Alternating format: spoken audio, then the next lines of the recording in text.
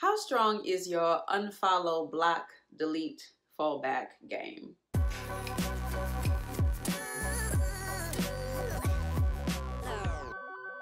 Hey guys, happy Friday. Welcome back to Fearless Fridays. Today is Friday, July 9th.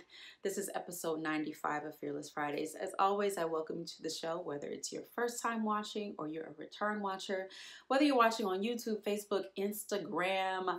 Welcome back, and thank you for watching and joining me today.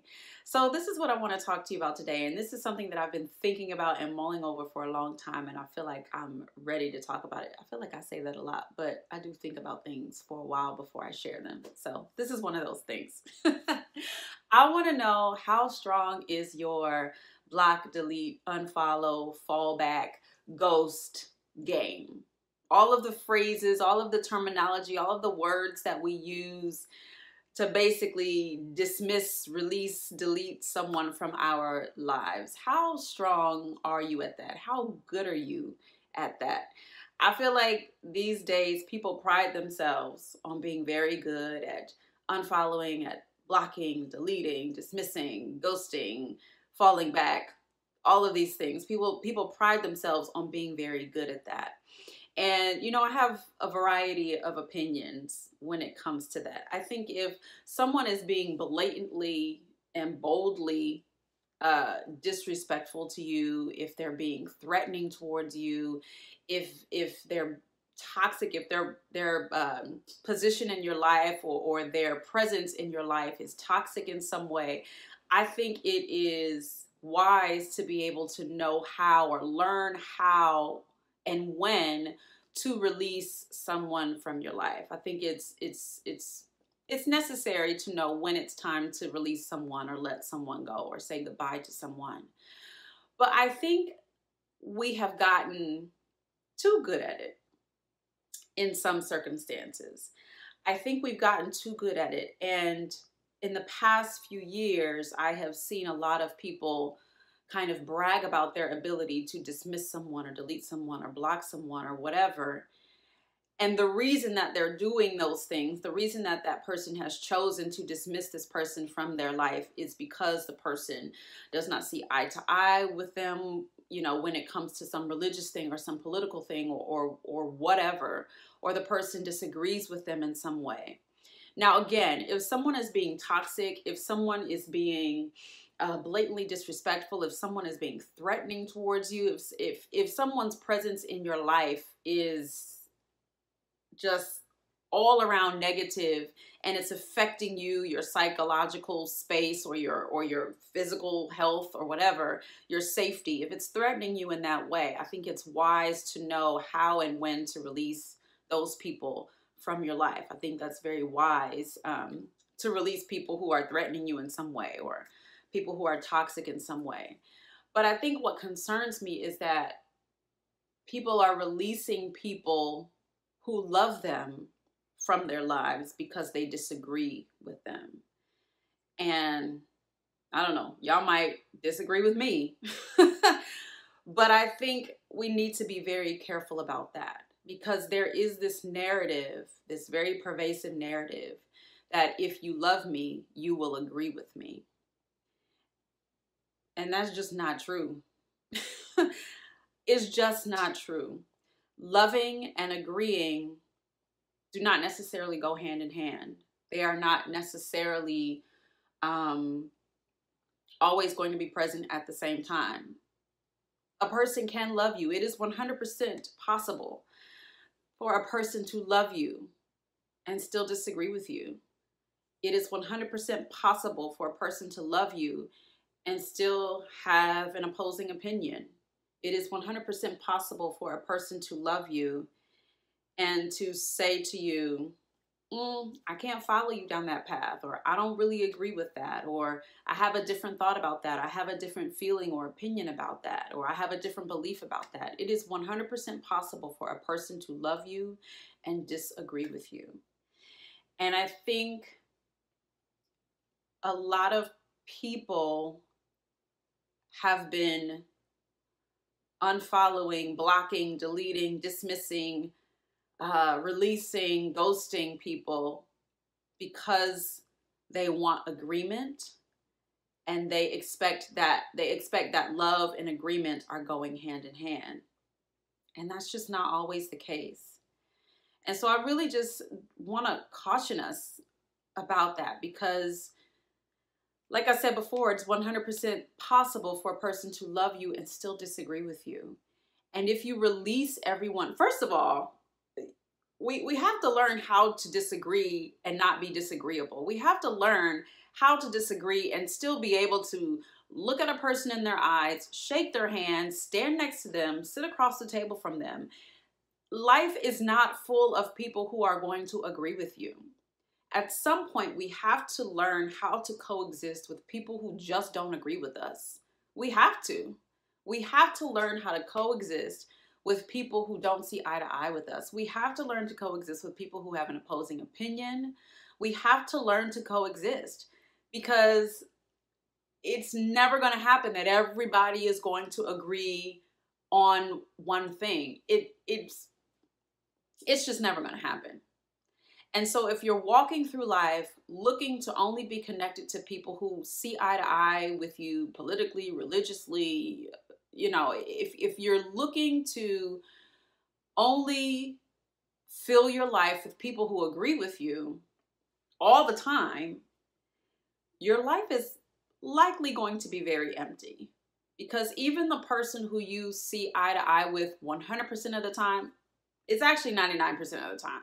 Because there's going to be 1% where y'all don't agree. That's just real life. That's just reality.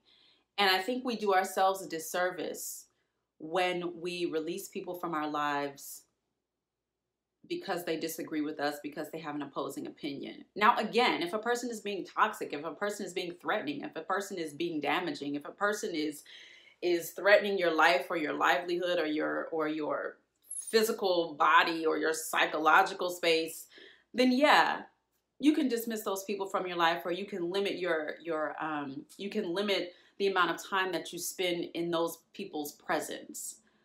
But if we're simply talking about disagreement or an opposing opinion or just a different thought or a different belief or a different idea, we can't 100% expect that everybody is always going to agree with us. Even our best friends, even our mothers, our fathers, our sisters, our brothers, our family members, people who we love and adore, people who we know love and adore us, we're not going to agree 100% of the time. And my concern is that we are so caught up with finding people who always agree with us that we are releasing and dismissing people who love us. And like I said, it is possible to love and still disagree. And that really concerns me. It really, really concerns me. Because in my mind, I'm thinking, if I dismiss from my life everyone who disagrees with me, what happens when I need somebody who just loves me? What happens when I need somebody to just love me and show me love? Because guess what? Everybody who agrees with you does not love you. And you may find yourself in a situation where you need somebody to just love you. And you're looking around at all the people who have agreed with you and you can't get any help. Because those people agree with you, but they may not necessarily love you or even like you. And so I ask this question: if you dismiss from your life everyone who simply disagrees with you, what happens when you just need someone who loves you? What happens when you find yourself in a position where you need help, you need assistance, you need prayer, you need guidance from someone who loves you, and you can't find it because you've released all those people from your life because they disagreed with you, because they challenged you, because they questioned you, because they had an opposing opinion, an opposing thought, an opposing belief? I don't think any of us want to find ourselves in that space. So that's what I want to share today. Learn how to coexist with people who disagree with you. Look at your fallback game, your block, your delete, your dismiss, your ghost game. Look at all that. And ask yourself how it's working out for you. Ask yourself how it's serving you. And look at all the people who you've surrounded yourself with, all the people who agree with you, and ask yourself, does that person love me or do they just agree with me? Because I guarantee you, you can find some people in your life who love you and disagree with you. And I guarantee you can find some people in your life who agree with you and don't love you. And when you need love, when you need somebody who loves you, their agreement doesn't matter, because love is stronger than agreement. Love is an action that is stronger than the idea of agreement. I'm going to say that again. Love is an action that is stronger than the idea of agreement. So look around you. Look at the people who have challenged you. Look at the people who have questioned you. Look at the people who have disagreed with you and are bold enough and love you enough to disagree with you in front of your face rather than talking about you behind your back. Because I dare say that a person who is willing to disagree with you, to you, loves you more than a person who just agrees with you.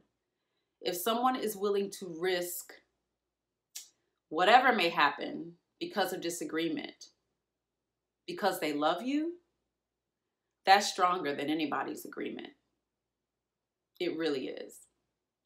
So look around yourself and look within yourself and ask yourself, have I dismissed people or deleted people or blocked people or fallen away from people who love me simply because they disagreed with me or they challenged me or they questioned me? That's a hard question, because I guarantee we can probably all find at least one person who loves us, who we have moved away from because they disagreed with us or challenged us or questioned us. I think those things are signs of love. Somebody challenging you, somebody questioning you, somebody saying, yeah, I don't know about that. I think those are signs of love. So that's what I want to share with you guys this week. Thank you so much for joining me. Listen, if you like what I share, there are 4 things you can do for me. You can like on YouTube, Facebook, and Instagram. You can comment on YouTube, Facebook, and Instagram. You can share from YouTube, from Facebook, and from Instagram. And you can also follow or subscribe on YouTube or on Instagram. So you can like, you can share, you can comment, you can follow or subscribe. Those are the 4 things you can do for me. I appreciate that so much. If you like the content that I am sharing, I would love for you to do all or 1 or 2 or 3 of those things. That would help me out tremendously. And in the meantime, remember, the euphoria of fearlessness trumps the comfort of staying safe. I'll talk to y'all next week.